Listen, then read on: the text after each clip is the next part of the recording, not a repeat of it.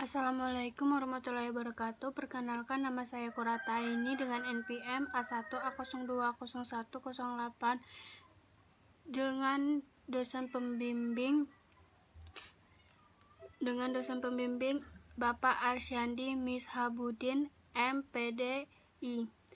Baiklah, di sini saya akan menjelaskan tentang sumber hukum Islam. Sumber hukum Islam.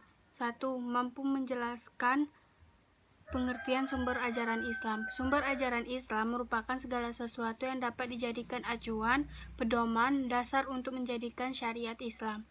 Al-Quran, As-Sunnah, dan Ijtihad merupakan pokok syariat Islam. Kedua,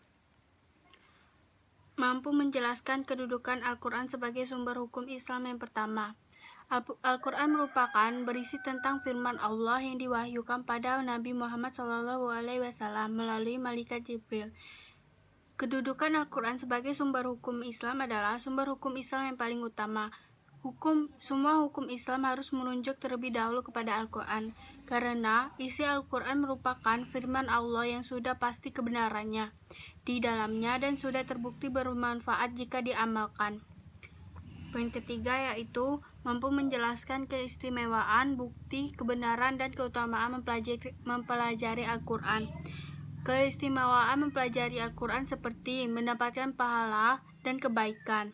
Kedua, mengangkat derajat orang tua di akhirat. Ketiga, mendapat syafaat di hari kiamat. Keempat, meringankan masalah hidup. Baiklah, setelah kita memasuki materi yang keempat, kita akan memasuki juga materi yang kelima. Materi kelima itu memiliki pengetahuan tentang hadis dan ijtihad. Poin 1.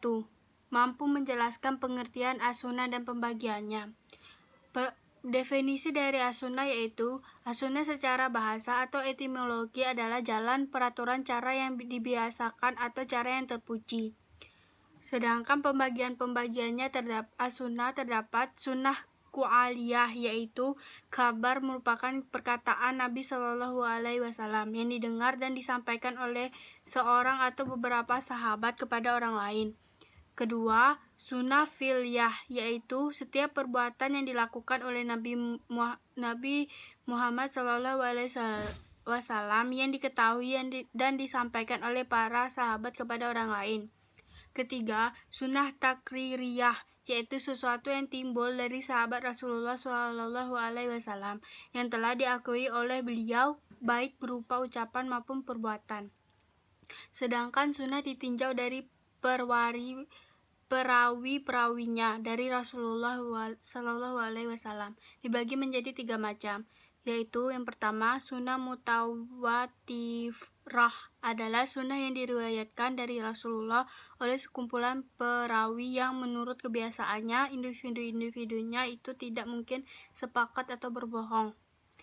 Sunnah masyhurah adalah sunnah yang diriwayatkan dari Rasulullah oleh seorang atau 2 orang atau 3 orang sahabat yang tidak mencapai jumlah tawaruf atau perawi hadis mutawatir. Ketiga, sunnah ahad, yaitu sunnah yang diriwayatkan dari Rasulullah oleh perseorangan yang tidak mencapai jumlah kemutawiran. Baiklah, masuk ke poin keempat yaitu mampu menjelaskan kedudukan as-sunnah sebagai sumber hukum.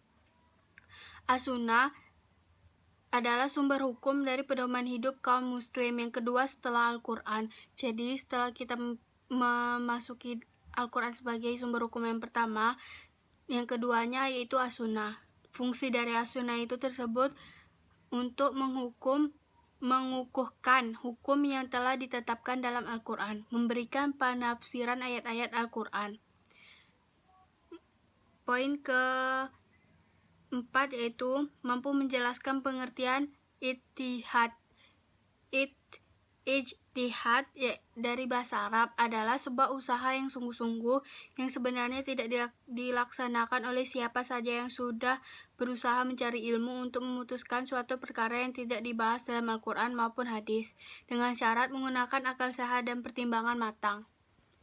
Fungsi dari ijtihad tersebut yaitu sebagai sumber hukum Islam adalah untuk menetapkan suatu hukum di mana hal tersebut tidak dibahas dalam Al-Quran dan hadis. Jadi bisa dikatakan ijtihad merupakan sumber hukum ketiga setelah Al-Quran dan hadis. Baiklah, sekianlah penyampaian dari saya. Kurang dan lebih saya mohon maaf. Kepada Allah saya mohon ampun. Wabillahi taufiq wa hidayat. Wassalamualaikum warahmatullahi wabarakatuh.